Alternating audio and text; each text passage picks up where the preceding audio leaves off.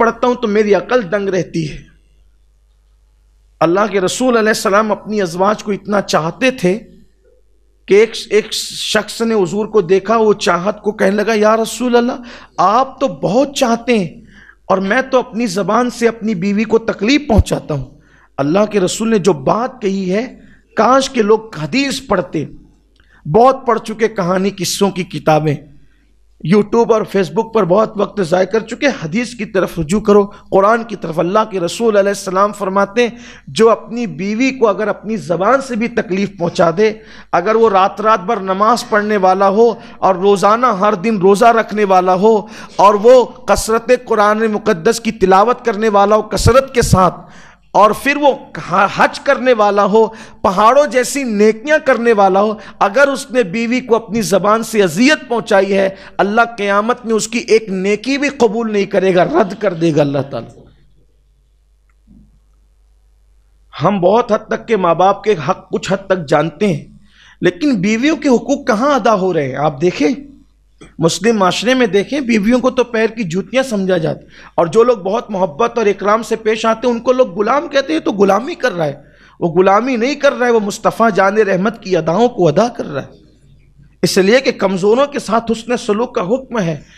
آج مسجد کا افتتاح ہے، میرا عنوان کوئی میاں بیوی کے حقوق ادا کرنا نہیں، لیکن بات آئی تو میں عرض کر رہا ہوں آپ کے سامنے۔ اللہ کے رسول فرماتے ہیں ایک نیکی بھی قبول نہیں ہونا ہے اس کی، اللہ رد کرے گا، اگرچہ اس نے پوری رات عبادت کی ہو، ہر دن اس نے روزہ رکھا ہو، کثرت سے قرآن کی تلاوت کی ہو۔ اللہ ہمیں شعور عطا کرے۔ تو عرض یہ کر رہا تھا کہ آپ نے کچھ جو زگزگ ہوئی، آپ کو غصہ آیا، جب غصہ آیا تو آپ گھر میں نہیں رہے، آپ نے گھر چھوڑ دیا، اور گھر چھوڑ کر کے سیدھا گئے اللہ کے گھر میں۔ جب اللہ کے رسول تشریف لائے سیدہ پاک کے گھر میں، سیدہ فاطمہ کے گھر میں، تو پوچھا کہ تیرے چچا کا بیٹا کہاں ہے؟ یہ نہیں پوچھا تمہارا شوہر کہاں ہے۔ کیا فرمایا؟ حضور کے یہی انداز ہے، گفتگو کا لہجہ یہی ہے، اگر اس پہ گفتگو ہو تو بہت لمبی گفتگو ہو کہ وہ کس شان سے باتیں کرتے تھے۔ کہا تیرے چچا کا بیٹا کہاں ہے؟ کیونکہ زگزگ ہوئی تھی نا، تو تعلقات گنائے جا رہے ہیں، یعنی جو تیرا شوہر ہے وہ صرف شوہر نہیں ہے، بہت قریبی رشتہ بھی ہے، حالانکہ وہ ہیں حضور کے چچا کے بیٹے، لیکن مجازن عرب والے ایسا بولتے تھے، جیسے حضور نے کہا تیرے چچا کا بیٹا کہاں ہے؟ کہا اس کی حضور وہ کچھ بات کر رہے تھے اور انہیں جلال آیا، تو میں نے انہیں اپنی بات سمجھانے کی کوشش کی لیکن وہ نکل گئے۔ اللہ کے رسول علیہ السلام اپنی تربیت پر کتنا یقین تھا حضور کو، حضور نے میں ٹھیک ہے، حضور اپنے سیدہ کے گھر سے نکلے اور علی کو ڈھونڈنے کہاں گئے؟ حضور کو یقین تھا کہ میں نے جو تربیت کی اس کے خلاف نہیں ہوگا۔ حضور پہنچے سیدھا مسجد میں، تو مولا کائنات مسجد کی زمین پہ لیٹے ہوئے تھے۔ یہ بھی حدیث پاک میں ہے کہ جب غصہ آئے، کھڑے ہو تو بیٹھ جاؤ، اور اگر بیٹھے ہو تو لیٹ جاؤ، پھر بھی غصہ نہ جائے تو ٹھنڈے پانی سے وضو کر لو، غصہ چلا جائے گا۔ یہ بھی حدیث پاک میں آیا کہ جب غصہ آئے تو اعوذ باللہ من الشیطان الرجیم پڑھا کرو۔ غصہ بڑی خطرناک چیز، اعوذ باللہ پڑھا کرو، وہ شیطان کی طرف سے۔ فرمایا ایمان کو غصہ ایسے تباہ کر دیتا ہے جیسے شہد کو الوا تباہ کر دیتا ہے۔ دماغ بہت ٹھنڈا رکھا کرو۔ اللہ کے رسول علیہ السلام نے صحابہ سے پوچھا سب سے زیادہ طاقتور کون ہے دنیا میں؟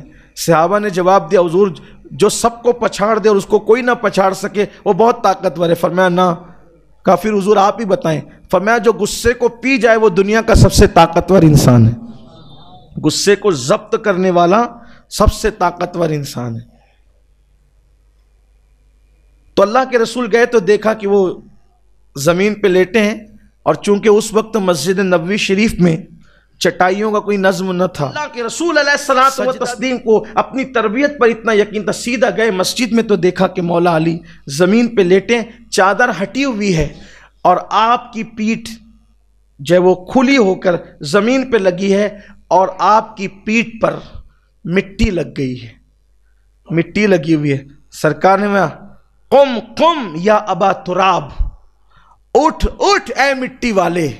مولا کائنات مسکرا کے ایسے اٹھے، ارشاد فرماتے ہیں کہ میرا نام میری ماں نے حیدر رکھا، میرا نام میرے نبی نے میری پیدائش کے وقت علی رکھا، لیکن جب میرے نبی نے مجھ سے کہا نا قم قم یا ابا تراب، اٹھ اٹھ اے مٹی والے، تو یہ لقب مجھے اتنا پسند آیا، پھر اپنے نام سے زیادہ مجھے اگر کسی چیز سے محبت ہو گئی تو اسی لقب سے محبت ہو گئی.